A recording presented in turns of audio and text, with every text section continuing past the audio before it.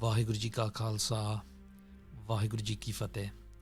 This is the Sikh History Series podcast, Season 5, the Shaheedi of the Chote Sahibzade. Episode 2, the Sahibzade and Mata Ji arrested. Noora Mai is now kneeled in front of the Guru. Tears still running down his cheeks, he begins to tell the story of what happened to the Chote Sahibzade and Mata Gujari Ji. He speaks.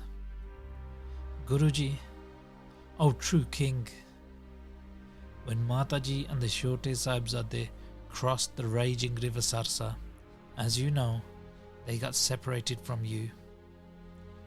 And as they left the freezing river waters, they found themselves alone. Mata Ji made it to the other side of the river with the Chote Sahibzade, and as they slowly travelled on, they came across Gangu Bahman in their path.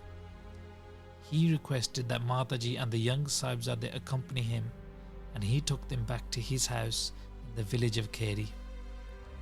Gangu turned out to be an evil, wretched being. His actions were fueled by greed and self-interest. He cared not for Mata Ji or the Sahibzade, but when he saw that they had riches with them, the greed for those riches fueled his actions. He lacked any honour.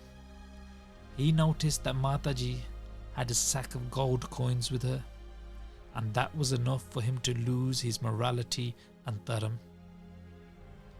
Gangu brings the Mata Ji and the Chote Sahibzade to his house, and as he does, he also brings in all of their goods and baggage, riches along with them. Now Gangu is someone who had previously stayed in the house of the Guru, so he knew who was who, and he knew about the riches in the home of the Guru. He had used his sweet speech and his loving, caring act as a form of deception to win Mata Ji over in this tough time, and in order to bring them to his house so he can commit his theft and treachery. For the love of Maya, the gold coins, he gave up his dharam, his morals, ethics, and any code of honour which he may have had.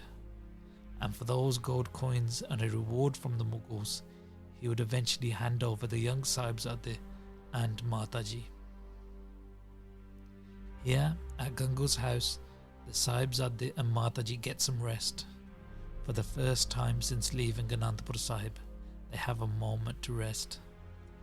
And as Mata Ji and the Sahibzade sleep, the treacherous Gangu Bahman steals the sack of gold. He hides it in his house, digging a hole like a rat and burying it in the ground so it cannot easily be found. In the early hours of the morning, when Mata Ji awakes, he reports to her that his village is full of thieves and she should take care of her belongings herself, just in case something goes missing.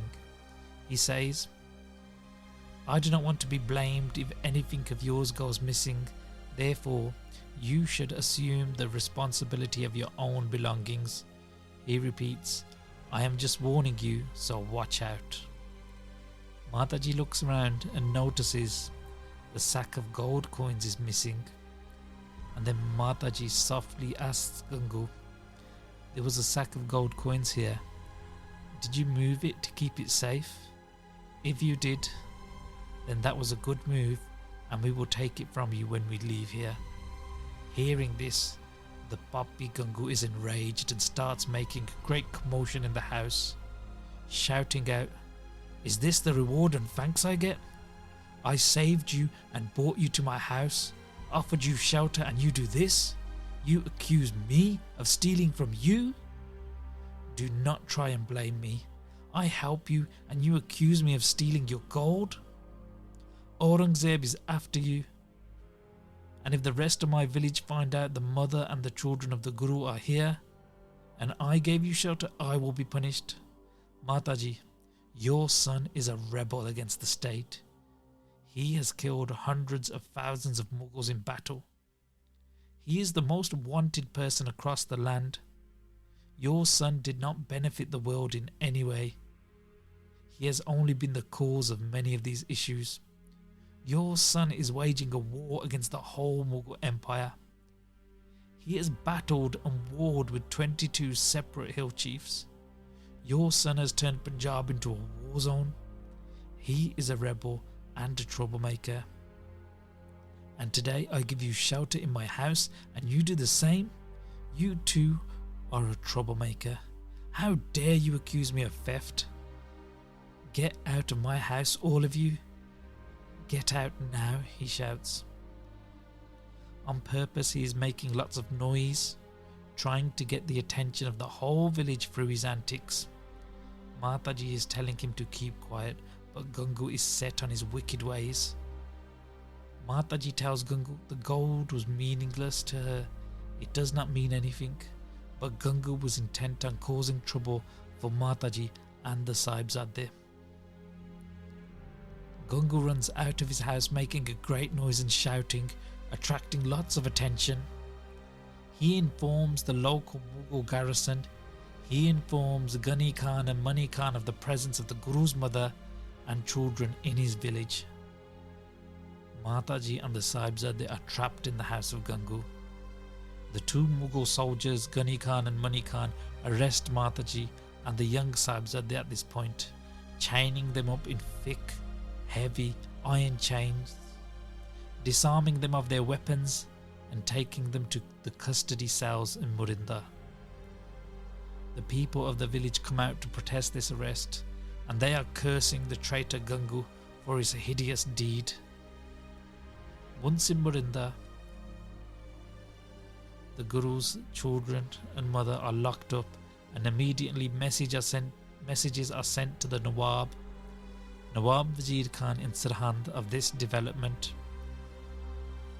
The head Mughal officer in Kotwal interrogates Mata Ji to find out the whereabouts of the Guru and the rest of the Khalsa. The Sahibzade and Mata Ji are kept in dark, cold, caged prison cells. They are not provided any rations, any water to drink, or any blankets during this cold winter's night. It is then decided after a message comes back from Sirhind that they must be transported there immediately, stopping at nothing or no one. At once they must be brought to Sirhind, and they will be presented in Wazir Khan's noble court. Early the next morning they were put in a portable cage. While still in thick, heavy iron chains, they were transported towards Sirhind on the back of a cart. En route, many people lined the roads to catch a sight of the Guru's elderly mother and his young Sahibzade, and they are all commenting on how fearless the young warrior Sahibzade looked, like caged wild jungle cats, looking larger than life, such a sight to be seen. The people were in great admiration of the brave looks on the faces of Mata Ji and the young Sahibzade, marvelling out that those who are truly brave never live in fear. On arrival in Sirhind, Mata Ji was immediately separated from her beloved grandchildren. She was taken and imprisoned in a tall, elevated tower which was open at the top, exposed to the elements of the cold wind blowing at this time. This tower was known as the Thanda Burj, the Cold Tower. Strict instruction was given not to give Mata Ji or the Sahibzade any comfort, no food or water, no blankets to face these cold winter days and nights. The evil Mughals, on the arrival of the Sahibzade, whom had now been separated from their grandmother, start to torture them. The aim was to break the spirit and bodies of these young children. The ruthless torture to these young children did not have the desired effect. The young Sahibzade did not cry out in pain, not once, nor did they wince or show any sign of defeat or weakness. In the late evening, the Sahibzade are taken to the Thanda Burj. In the freezing cold Burj, as the icy winds howl, the Sahibzade sit close to the loving embrace of Mata Gujari. She holds them close as they sit up, absorbed in the divine name, Vaheguru. Later in the night, when it is dark, footsteps are heard climbing the ladder, expecting guards or one of the Mughal warlords. Instead, a humble, friendly face appears. Moti Ram Mehra, a poor servant whom served in Sirhind with his family, has come to see the youngest Sahibzade and the mother of the Guru. He found out they were being kept in these harsh conditions and took everything he had, any money from home as well as jewelry, and he bribed his way past the guards, giving up all his savings to get access to the Sahibzade and Mata Ji so he could do their seva. He did this so he could bring them the humble offering of warm milk. So these beloved of Vaheguru, who are now imprisoned in this freezing cold tower, could drink that offering, and with great love and affection he brought forward his warm milk from home. Mataji nodded for the young Sahibzade to accept this offering, but they refuse.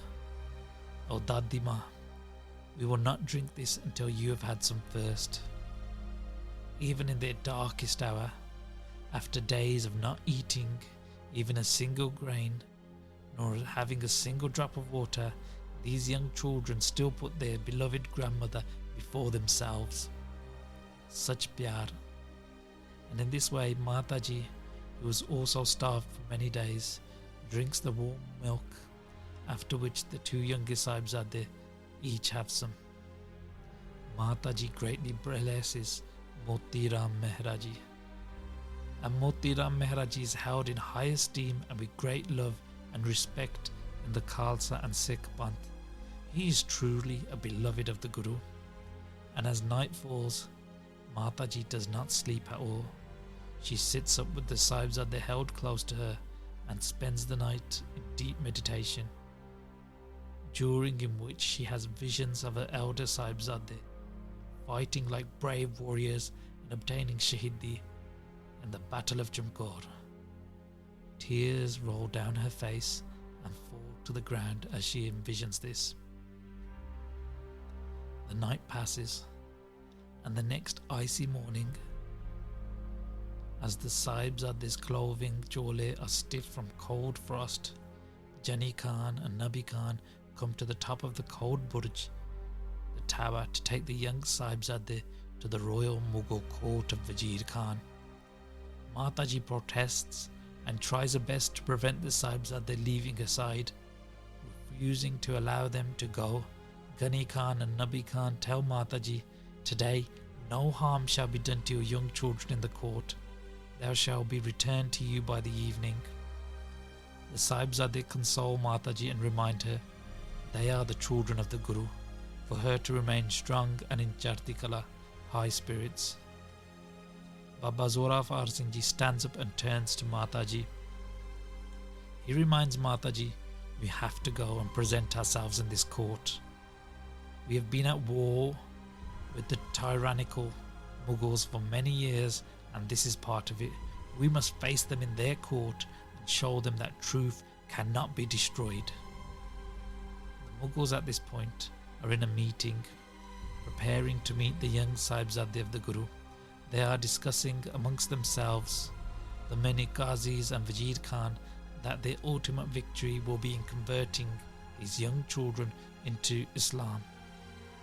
And as the Sahibzade approach the court, one of the Rangar court guards advises them to bow to the Nawabs and to Wazir Khan as they enter the court. To ensure this, the larger gate entrance is closed and a much smaller door is opened, one which even the smallest of people would have to bow their heads down to climb through. Seeing this, as they approach, the young Sahibzade enter the court, but they do so without bowing their heads before the Mughals. They enter with their feet first, ensuring their heads are upright as they enter.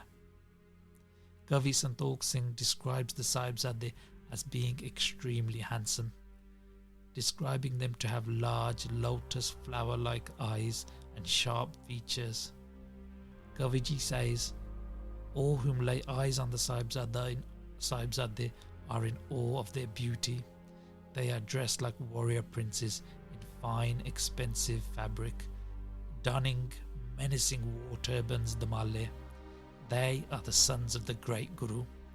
Baba Fateh Singh Ji is 7 years old and Baba Zorawar Singh Ji is 9 years old at this time. And in the court, the highest ranking, most respected Mughals in the world from far and wide are present. Khwaja Mahmud Ali, Sher Muhammad Khan, the Suba of Lahore, Jabardast Khan, Diwan Suchanand, whom the Khalsa Panth referred to as Jutanand.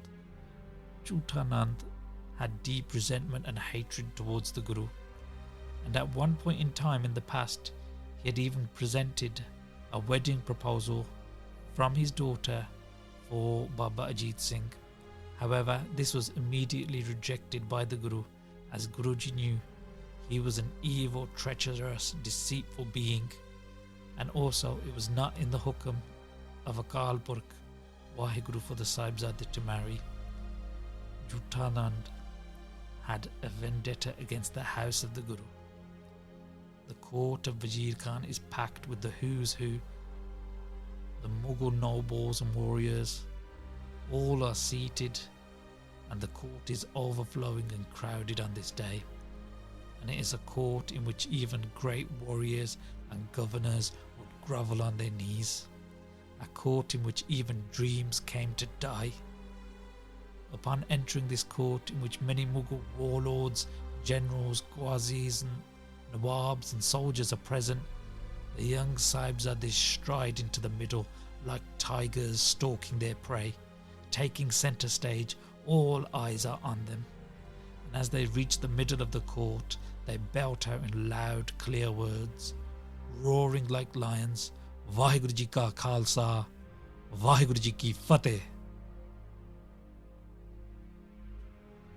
And this brings us to the end of this episode of the podcast. And we will continue this Sakhi in the next episode. As always, please forgive the many mistakes made during this podcast. Bhul chuk maaf karna. And please share with your loved ones. Vaheguru Ji Ka Khalsa, Vaheguru Ji Ki Fateh.